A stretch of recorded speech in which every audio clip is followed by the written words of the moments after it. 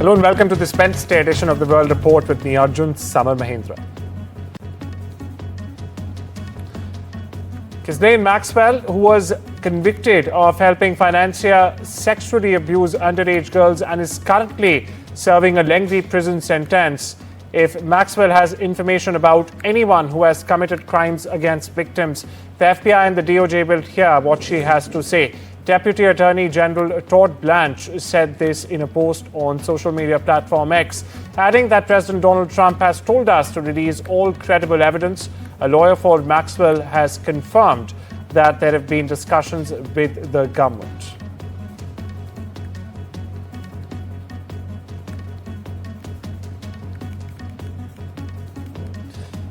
And it's another day and another Donald Trump claim. The US president has now claimed yet again, that he in fact was responsible for calling a stop to the India-Pakistan conflict. Now Trump's comment in fact, they come only hours after the Indian envoy clearly stated that it was Pakistan and only Pakistan at whose request did India agree to the ceasefire. Listen into the bite of the Indian envoy at the UNSC.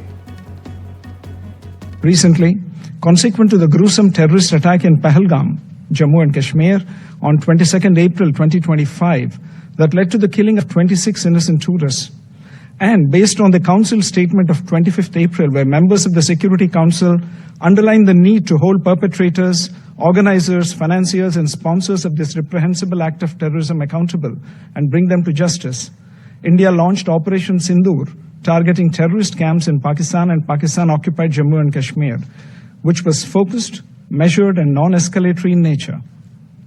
On achieving its primary objectives, a cessation of military activities was directly concluded at the request of Pakistan. Mr. President, I am constrained also to respond to the remarks made by the representative of Pakistan. The Indian subcontinent offers a stark contrast in terms of progress, prosperity, and development models. On the one hand, there is India, which is a mature democracy, a surging economy, and a pluralistic and inclusive society. At the other extreme is Pakistan, steeped in fanaticism and terrorism, and a serial borrower from the IMF. Well, my colleague Mohammad Ghazali joins us for more on this. Ghazali, you heard the Indian envoy to UNSC there, and we also know about what Trump has again reiterated.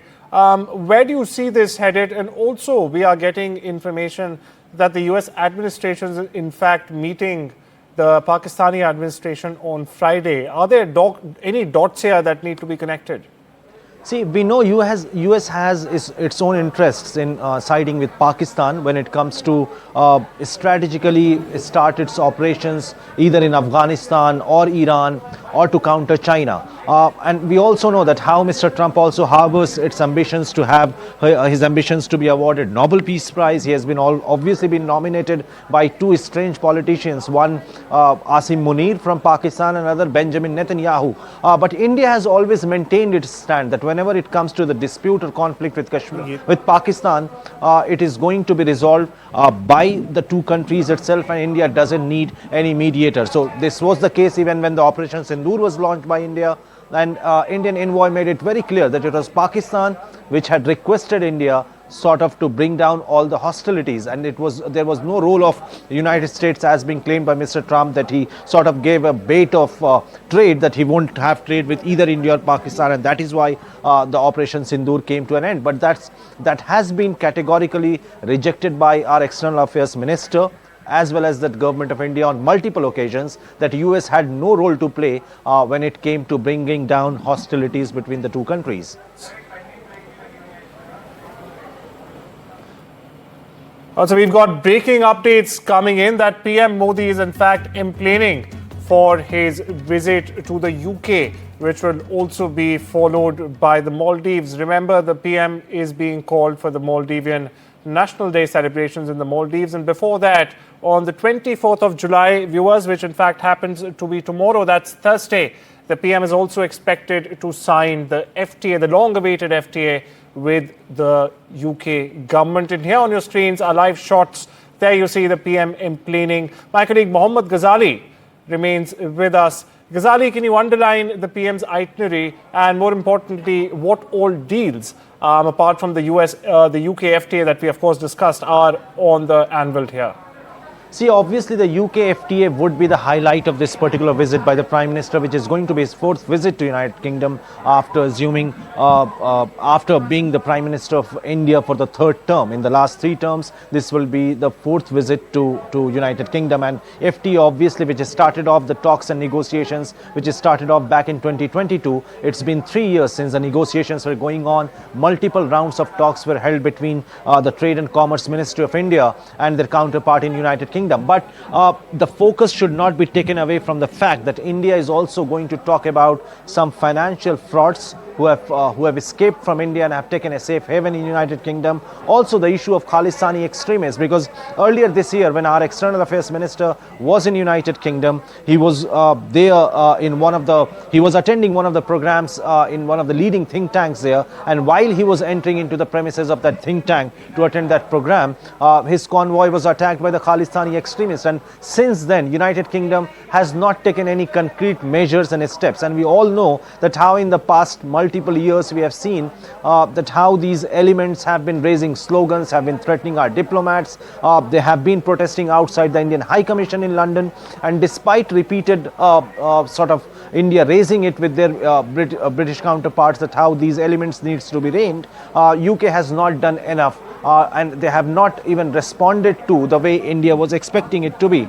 And the last incident was something which has certainly raised a lot of eyebrows from the Indian diplomats here, that how could a visiting foreign minister on an official visit in UK could be attacked, or his security was sort of compromised the way these extremists had sort of attacked his convoy, his car over there. So these two issues, besides the trade deal, besides showing that how India and UK will collaborate and coordinate in different sectors, be it clean energy, tech sector, our students studying in UK, a lot of UK universities are opening their campuses in India. These side-by-side trade talks will continue, but the focus Absolutely will also right. be on checking these elements as well. Absolutely right. Thanks for unpacking the visit for us, Ghazali. Of course, a lot to look forward there. Now, shifting gears, but staying with India now, viewers, the strength of the Indian passport dropped 5 spots last year. But this year, it has made the largest jump by climbing 8 places. That's correct. It has climbed from the 85th place to the 77th place now. This is according to the Henley Passport Index 2025. That, in fact, was unveiled on the 22nd of July. That's Tuesday. Now, the report ranks all the world's passports based on the number of destinations their holders can enter without a prior visa.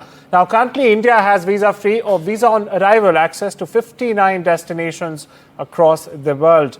Malaysia, Indonesia, the Maldives and Thailand are some countries that offer visa-free access to Indian passport holders. Meanwhile, countries like Sri Lanka, Macau, Myanmar, etc. also offer visa-on-arrival services. Now, the latest insights from the Henley Passport Index reveal a significant transformation in mobility across the globe, also within the Asian countries taking the lead. My colleague Vishal Vivek explains. This is India's biggest leap as far as the index of the rankings of the global passports are concerned. So India has climbed 8 spots on the global index published by Henley, as you mentioned earlier. Earlier, India was ranked 85th, and now it's moved to the 77th spot. This comes after, a few months ago, India has dropped in the ranking. So this is a welcome news. And this means visa-free entry to 59 countries. So Indians will be able to fly out to as many as 59 countries without the requirement of any visas. And this also means visa on arrival to countries such as Sri Lanka, Macau, and 57 other countries. Both Sri Lanka and Macau are some of the most important tourist destinations in Asia. So that's a shot in the arm for both tourism in those countries and also Indians who want to travel to those countries. So these rankings also showcase that Asia has dominated the global mobility rankings, and also at the same time showed that US and UK powerhouses in their own right, they have dropped in the rankings. So what does this actually mean, these rankings? So the first one is that travel freedom. The higher you are in the rankings, the easier is for Indians to, go to as many countries. The number of countries you can explore, significantly increases. The second one is global mobility. It shows that stronger passport means fewer visa hassles for work, study, or tourism. Then there is national soft power. This is about diplomacy, how India has, portrayed itself on the international arena through soft power. That is also, signified through these rankings. And lastly, economic opportunity. So ease of doing business, international jobs, and investments. These are some of the things that Indians can really benefit as far as these rankings are concerned. And the higher the rankings, the more beneficial it will be for Indians. Shifting focus to the Middle East, viewers, where Israel's state-owned Khan TV News reported on Tuesday that progress has in fact been made in indirect negotiations between Israel and Hamas over a Gaza ceasefire agreement. Now, this also includes the release of hostages and prisoners as well. According to this report, the talks focus on a key dispute regarding the presence of Israeli forces in the Gaza Strip during the proposed 60-day ceasefire. Over in Washington, President Donald Trump's special envoy, Steve Witkoff, is headed to the Middle East as the U.S. tries once again to reach a ceasefire deal between Israel and Hamas. Now, a breakthrough that has eluded the administration for months as conditions only have worsened in Gaza. Now, Tammy Bruce, the State Department spokesperson, told reporters on Tuesday that Witkoff was going to the region with a strong hope that the U.S. can in fact deliver a ceasefire deal as well as find a new humanitarian corridor for aid distribution. Here's what he said. What the Secretary indicated was, again, an aid corridor that needs to be set up, that both sides have agreed to, that the humanitarian situation, of course, has been a main focus of what our concern has been, obviously. And so I'm hoping, as I've mentioned to some of you earlier in the day in our conversation, that each day has the potential to have this be better. Staying with the Middle East now, viewers, Syria is reeling from a new round of sectarian violence in the south, which again, in fact, has threatened to upend the country's very fragile recovery from nearly 14 years of dragging civil war. Footage obtained by AP shows dozens of bodies still lying on the ground at the Sweda National Hospital following days of deadly clashes between the Druze and the Bedouins, and later with Syrian security forces in the city as well. The head of the Syrian Arab Red Crescent, Mohammed Hazim Bakley, told AP on Tuesday that the situation in the city of Sweda is grim. It still remains grim, particularly in the main hospital, where some 300 bodies have piled up during the clashes. The city had, in fact, been almost entirely cut off from supplies during the almost 2 weeks long fighting. Shifting focus to the other war, where Russia said on Tuesday its forces took control of another settlement in Ukraine's Donetsk region, while Ukraine on the same day reported 176 clashes along the front line.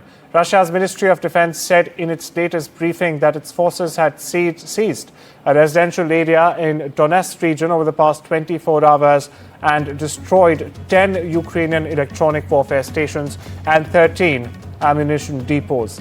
Meanwhile, on the same day, the General Staff of the Ukrainian Armed Forces said in its battlefield updates that 176 clashes had in fact occurred along the front lines in the past 24 hours. Also, Ukrainian forces targeted concentrations of Russian personnel, weapons, military equipment, and missile artillery units, and they continue to engage Russian troops in the northern Kursk direction, the Ukrainian side has said in a statement. Staying with the Russia-Ukraine conflict, where the new round of peace talks between Russia and Ukraine, due to take place in Istanbul on Wednesday, are just a performance for one spectator for Trump, according to Ukrainian analysts. Now, Zelensky has meanwhile announced that the Secretary of the National Security and Defense Council, Rustem Umerov, will lead the Ukrainian delegation at the talks. They will be focused on prisoner exchanges, deported children, and possibly a ceasefire. Meanwhile, Ukrainian experts opine that the focus of the talks to fall on more prisoner exchanges as a priority for Ukraine. Meanwhile, US President Donald Trump has suggested that he might visit China in quote-unquote not too distant future. Now this comes following an invite from Xi Jinping as the superpowers gear up for fresh trade talks. Meanwhile, Washington has softened its approach towards Beijing in recent weeks. The US Treasury Secretary also said that negotiations in Stockholm next week will likely be aimed at extending a US-China trade truce beyond the 12th of August. Trump had in fact adopted a more conciliatory tone towards Beijing to secure a trade deal and an in-person summit with Xi, which analysts predict could take place during the APEC summit in South Korea as soon as this fall. Meanwhile, Trump's toned-down approach, though, has ranked some China hawks in Washington. Staying with the US, where Coca-Cola has said it plans to launch a beverage for the US market with cane sugar instead of high fructose corn syrup.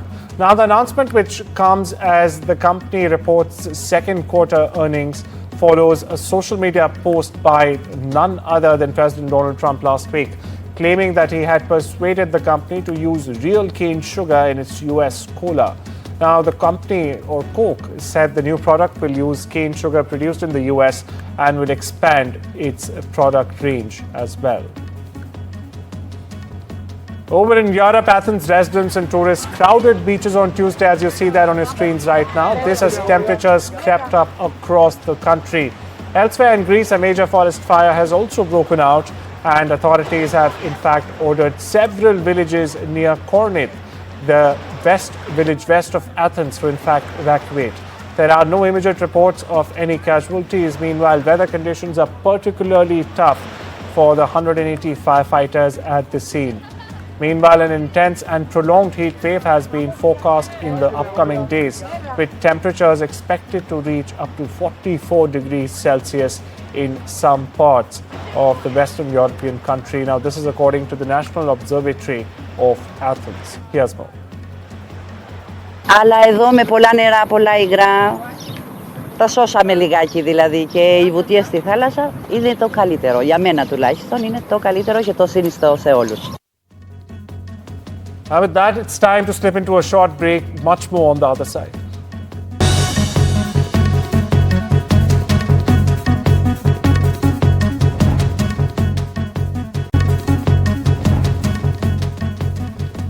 Welcome back. You're watching The World Report. Now, news from the world of business, where US President Donald Trump says the US, or Washington in this case, has rather agreed to a massive trade deal with Japan, one of the country's largest trading partners. Now, the plan would result in Japan investing around $550 billion into the US and paying a 15% reciprocal tariff, Trump said in a post on social media. Now, he also added that Japan would in fact open its economy to the US goods, including cars, trucks, rice, and even certain agri products. Meanwhile, Japan's chief trade negotiator, Ryoshi Akizawa, has said in a Facebook post that he had visited the White House with the hashtag mission accomplished. Across the border, with an August 1st deadline looming, Canadian Prime Minister Mark Carney has called trade negotiations with Washington complex and has said, "We will agree to a deal if there's one on the table that is in the best interest of Canadians." Now, Carney spoke to reporters after a meeting with provincial premiers in Ontario, saying, "We'll use all the time necessary and agree to something that's in fact in the interest of Canadians if that's available." Here's more. Our phone is ringing off the hook from other countries who want to do more with Canada. I've had over 80 bilaterals with world leaders since I became Prime Minister. A number of those premiers have been on major trade missions. We have other things to do, and so we're going to focus more and more of our time on those positive aspects going forward. The US Olympic and Paralympic Committee has effectively barred transgender women from competing in women's sports, telling the federations overseeing swimming, athletics, and other sports it has an obligation to comply with an executive order issued by President Donald Trump. Now, viewers, he was the Prince of Darkness, but Ozzy Osbourne showed us the light with hard chaos and an unforgettable sound. Now, the godfather of heavy metal has taken his final bow. We leave you with this look back at the man behind the music. Mama, I'm coming home. The words that once echoed across arenas now echo in our hearts as the world says goodbye to Ozzy Osbourne. The Prince of Darkness, the godfather of heavy metal, and an unlikely icon of heart, humor, and grit, who passed away on July 22nd at the age of 76. Just weeks ago, Ozzy sat beneath a back-top throne in Birmingham, surrounded by the thunder of 40,000 fans. It was his final bow, fittingly titled Back to the Beginning. And oh, how far he came. From biting bats to breaking barriers, turning pain into poetry and noise into legacy. I'm going off the rails on a crazy train, he once howled, and wasn't he ever? But behind the screams and spectacle was a man who embraced darkness to show us the light. Struggling with Parkinson's, nearly paralyzed, Ozzy still gave us everything in those final 9 songs, including Iron Man, Mr. Crowley, and the anthem of rebellion, Paranoid. More than a musician, Ozzy was a mirror, reflecting our wildest selves, our broken selves, our hope. He reminded generations that maybe it's not too late to learn how to love and forget how to hate. His last Instagram post was also a nod to beginnings. A silent goodbye from a man who was never silent and always unforgettable. So tonight, we don't mourn just a rock star. We remember a fighter, a father, a flawed and fearless legend. And as his music plays on, we take this moment to ask, what are we doing with the time we have? Because if Ozzy taught us anything, it's this. You can't kill rock and roll. It's here to stay. And now as he joins the great gig in the sky, Mama is coming home.